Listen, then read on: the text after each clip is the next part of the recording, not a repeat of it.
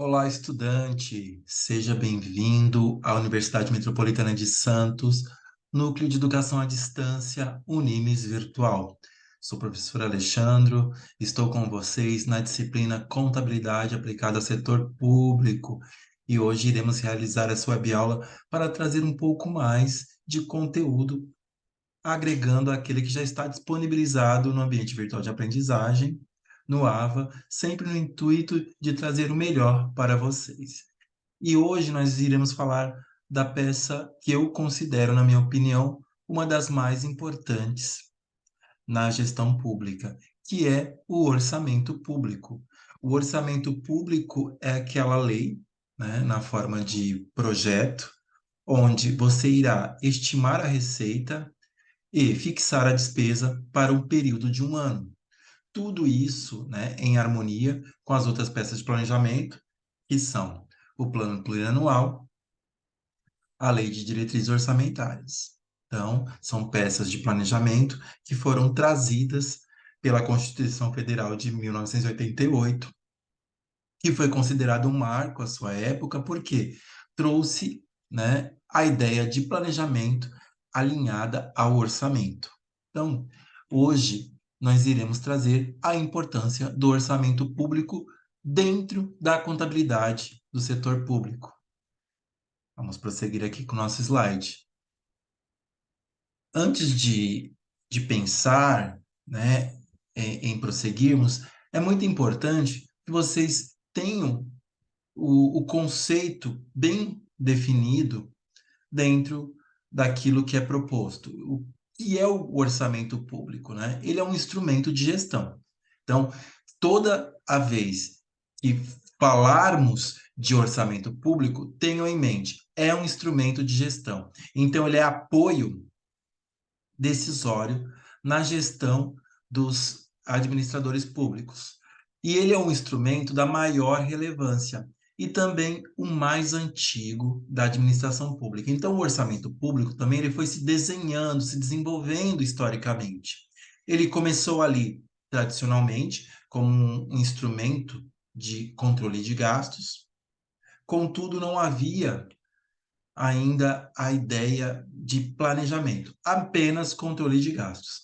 E aí ele passa, né, para um orçamento onde ele já começa a trazer alguma ideia de planejamento, mas ainda, né, ele visava ainda o desempenho, então ele tornou-se um orçamento de desempenho, mas ainda não tinha aquela ideia de planejamento. E aí ele passa, né, historicamente, dentre a necessidade de alinhar orçamento a planejamento, ele começa a estabelecer objetivos e metas para a realização durante o período da sua execução. E aí ele passa a ser denominado orçamento-programa. E agora, mais, né, atualmente, pela necessidade de ter um cunho social, ele passa a ter a participação na sociedade, passando a ser chamado de orçamento participativo. Ok? Então, no princípio, era utilizado apenas para organizar seus recursos financeiros, né?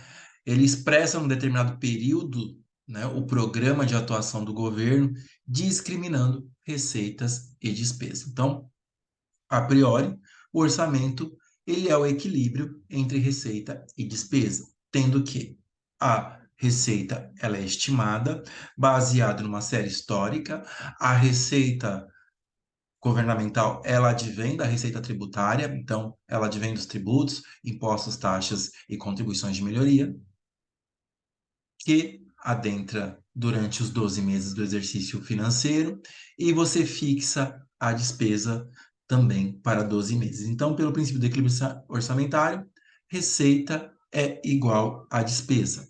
Na prática também, ela opera como uma ferramenta de planejamento de curto prazo. Então, o orçamento, ele tem uma periodicidade de um ano, né, pelo princípio da anualidade.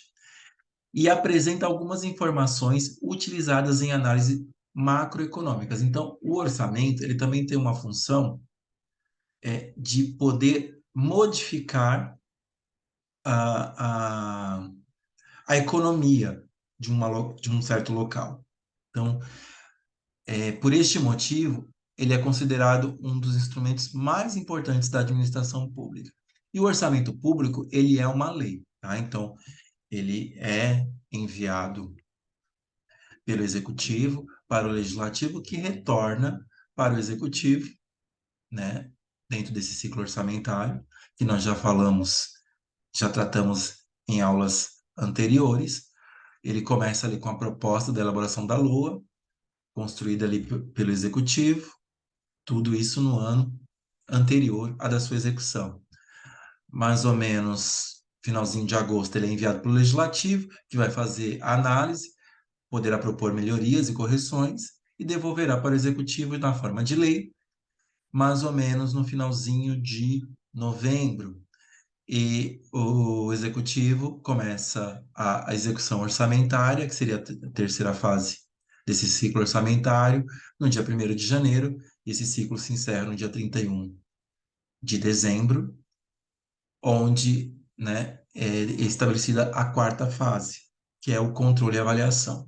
O orçamento ele não pode ser uma peça rígida, então ele dispõe também de instrumentos para modificá-lo. Então, você poderá suplementá-lo, caso a receita prevista esteja maior do que aquela que foi prevista, e poderá contingenciá-lo, caso a receita esteja a menor daquilo que foi prevista. Ok? Então, ela é composta, no caso do Orçamento Geral da União, pelos orçamentos fiscal, da Seguridade Social e de investimento em estatais, onde deverá prever toda a receita e despesas para as empresas é, da administração direta e da administração indireta, tem que ser compatível com o plano plurianual e com a lei de diretrizes orçamentárias, ou seja, com o PPA e com a LDO, que são peças harmônicas. Então, elas não são peças que vão de encontro em si, e sim ao encontro. Então, nada poderá ser realizado se não estiver compatível com o plano plurianual, que é aquela peça macro para o período de 4 anos, né, onde pega os 3 últimos anos de uma gestão e o primeiro ano da gestão seguinte, para que não haja quebra de ações, a lei de diretriz orçamentária, que trata de anexos e de metas e riscos fiscais, e também tem a função de orientar a elaboração da LOA, da Lei Orçamentária Anual, que trata de matéria financeira e orçamentária. Então, receita e despesa. Então, sempre que você for verificar o texto da lei orçamentária anual, ela sempre virá assim: é a lei que estima a receita e fixa a despesa. Então, estima a receita, e gravem muito bem isso: estima a receita e fixa a despesa para o período de um ano, chamado de exercício financeiro, que vai do dia 1º de janeiro do corrente ano até o dia 31 de dezembro do mesmo ano, ok? Que é o que chamamos de exercício financeiro, cujo projeto de lei é de iniciativa do Poder Executivo, então ele não é privativo do Poder Executivo, mesmo que este não tome a iniciativa, não poderá ser realizado pelo Poder Legislativo. Então, ele é privativo do Poder Executivo, que tem que ser encaminhada a proposta da Lei Orçamentária Anual até 31 de agosto e devolvido para a sanção presidencial até o fim da sessão legislativa, tá? E a sua execução começa logo após, no dia 1º de janeiro. A Constituição Federal, ela, né, deu um capítulo todo a, a parte financeira, né, e o artigo 165, ele vai tratar das peças de planejamento orçamentário. Então, foi um marco à sua época por trazer essa ideia de planejamento em orçamento. Então, sua existência está prevista constitucionalmente. Então, a lei orçamentária anual ela é prevista na Constituição, materializada anualmente numa lei específica, né? Princípio da legalidade, que estima a receita e fixa a despesa para um determinado exercício. Por causa dessa característica, as despesas só poderão ser realizadas se forem previstas ou incorporadas ao orçamento. Então, toda vez que você vai tratar de receita ou despesa, eu só posso, né, consignar uma despesa se ela estiver prevista no orçamento em consonância com o plano plurianual e com a lei de diretrizes orçamentárias.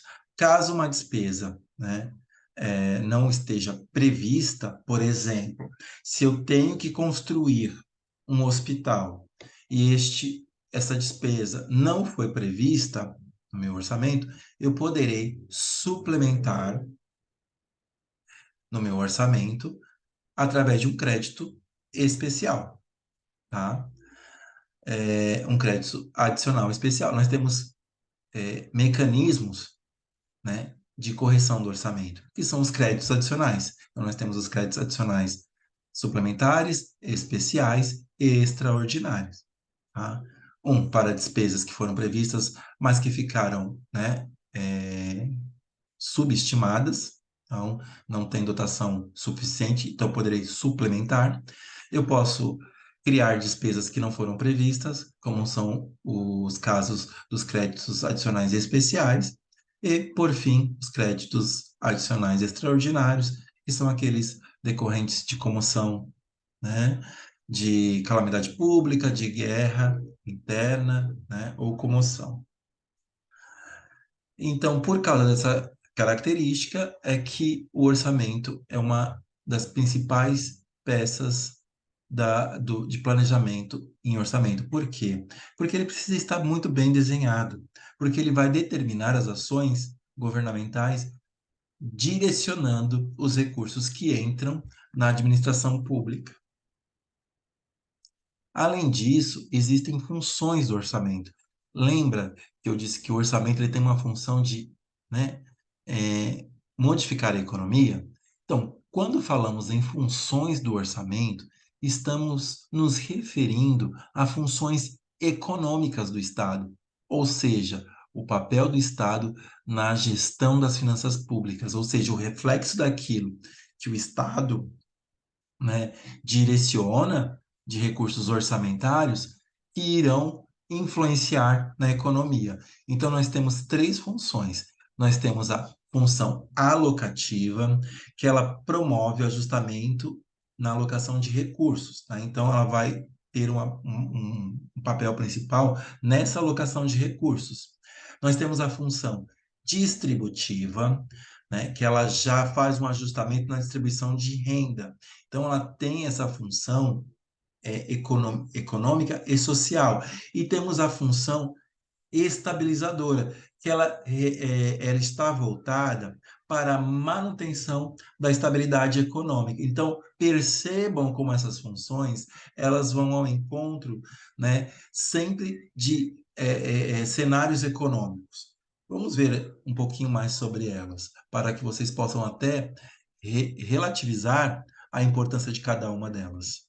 Então, a função alocativa, como eu já disse a vocês, ela corresponde à atuação dos governos na complementação da ação do mercado. Então, a função alocativa, ela sempre vai estar relacionada a uma função do mercado. Quando falhas no sistema econômico são detectadas, sem que o mercado consiga dar conta, a função alocativa ela vai complementar, ela vai alocar, ela vai disponibilizar recursos para corrigir distorções. Então, se, por exemplo, um produto ele fica muito caro no mercado, a função alocativa ela pode auxiliar, né, no poder aquisitivo, ou seja, complementando ou disponibilizando recursos para corrigir essas distorções, tá? Então, seria uma função de modificar uma realidade econômica do mercado. Essa é a palavra-chave. Um exemplo é quando o Estado detecta a existência de monopólios. O que são os monopólios? Né? Algumas empresas detêm ali um poder sobre um determinado produto, que causam um sobrepeso ao conjunto. Então, né, poucas empresas com poder sobre um produto, elas têm o poder de direcionar esse preço. Então, causando um sobrepreço ao conjunto de consumidores. Neste caso, o Estado pode tanto atuar para aumentar a concorrência, sempre promovendo, né, incentivos fiscais ou até mesmo assumir atividade e tornar o monopólio público.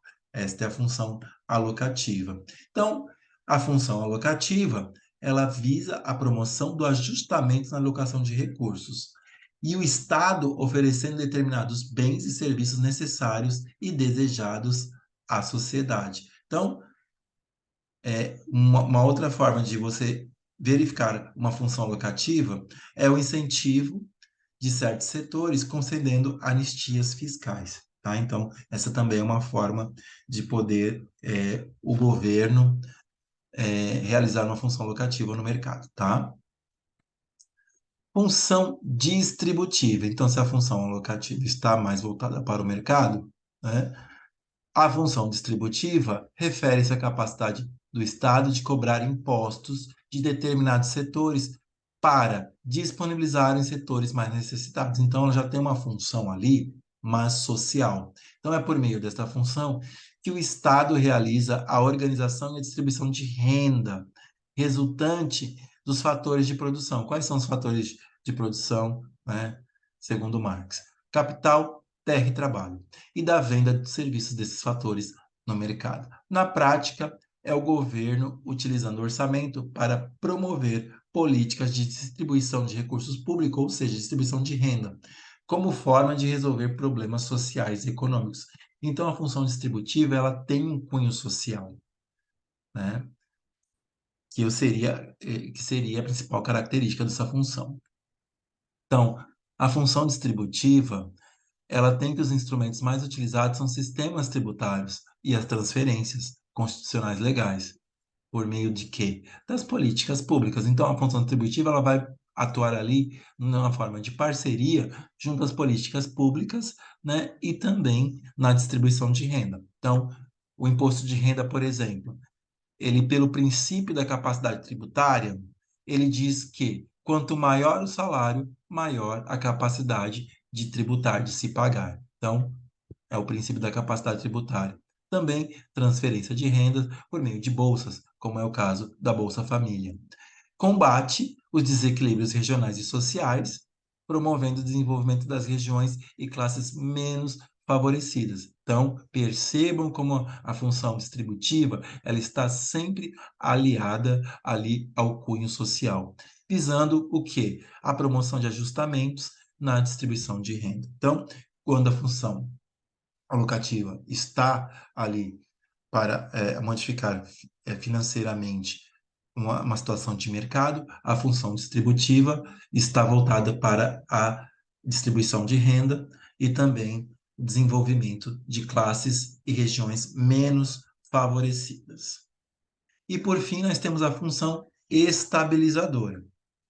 Essa função, ela relaciona-se ao uso das políticas orçamentárias com o objetivo de manter o pleno emprego, a estabilidade econômica, o controle de preços. Então, a função de estabilizadora, ela não volta-se tanto para a modificação, mas sim para a manutenção, ou seja, estabilidade, estabilizar, manter. Então, tenham sempre essas palavras-chave para que você possa compreender essa função.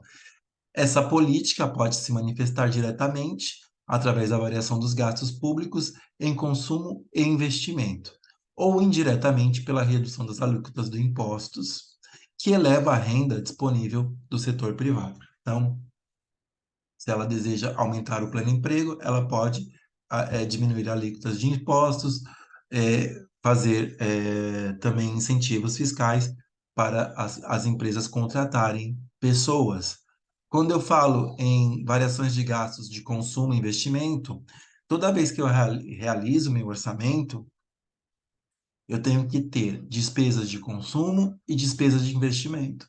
Despesas de consumo são despesas correntes, ou seja, são aquelas despesas para a manutenção da máquina pública, aquilo que eu tenho que manter. Então, eu tenho que manter aquilo que já existe. Então, eu tenho que manter limpeza, eu tenho que manter segurança, eu tenho que manter os hospitais, as unidades de saúde, as escolas, tá? Então, eu tenho que manter tudo isso. Então, eu tenho que manter folha de pagamento. Essas são despesas de consumo ou despesas correntes.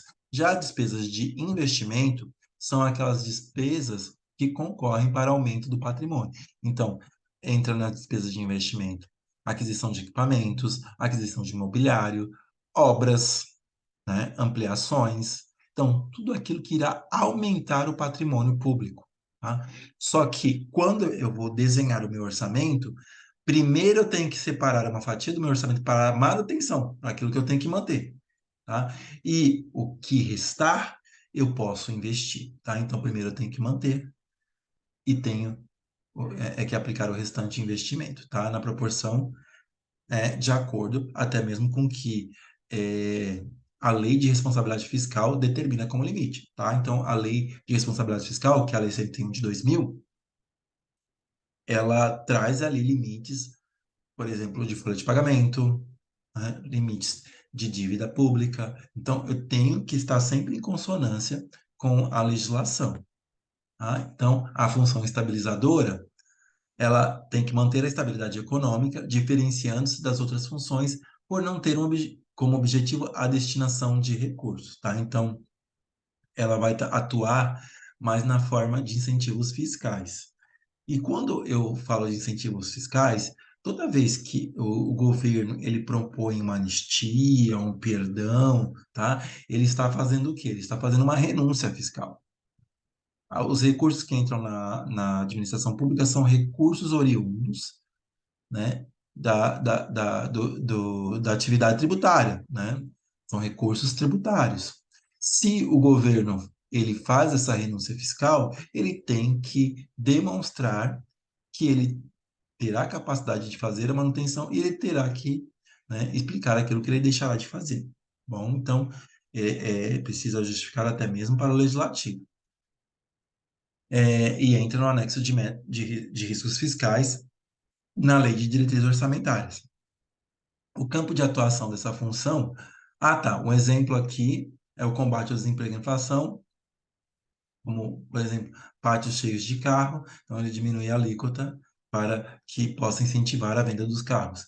O campo de atuação dessa função, principalmente, é a manutenção de elevado nível de emprego e a estabilidade nos níveis de preço. Então, finalizamos aqui a explicação das funções. Então, nós temos a função locativa, né, sempre objetivando ali a, a mudança, né, numa situação de mercado, a função distributiva, que possui um cunho social na distribuição de renda, e a função estabilizadora, que faz a manutenção, né, da economia de um país.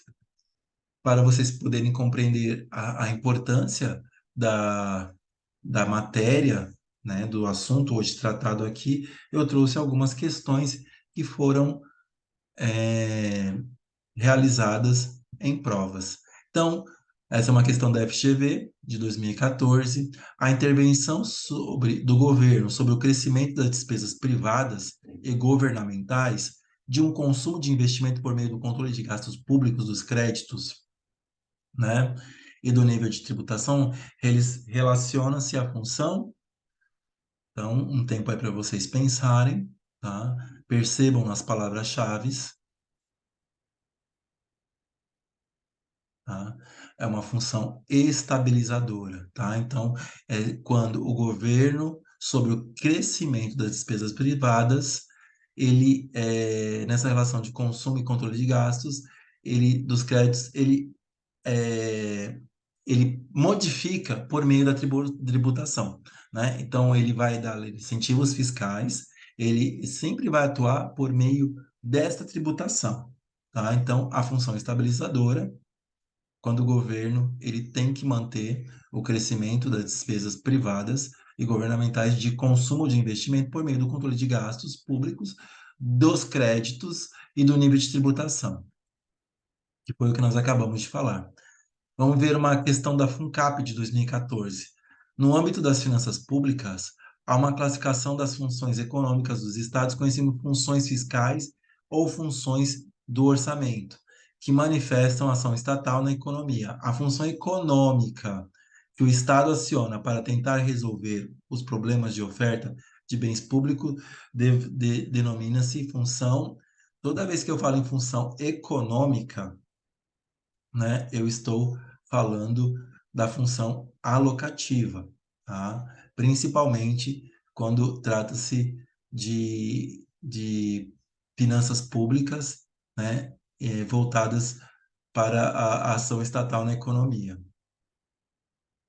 E por fim, né, nós temos aqui uma questão da CESP 2016. A função do orçamento público visa melhorar a posição de algumas pessoas em detrimento de outras. Isso aqui está mais voltado para a distribuição de renda, né? Com isso, falhas do mercado é denominada função. Então, temos outra palavra aqui chave, que é a função, que é a palavra mercado. Toda vez que falamos de mercado, nós temos aqui a função distributiva, tá? E nós chegamos ao final da nossa web aula. Esta web aula ela está sendo gravada e será disponibilizada para vocês no ambiente virtual de aprendizagem. Caso tenha restado alguma dúvida, vocês poderão enviar via mensagem para mim. Eu procuro saná-la o mais breve possível, ok? E por hoje é só, pessoal. Um grande abraço, fiquem com Deus e até uma próxima.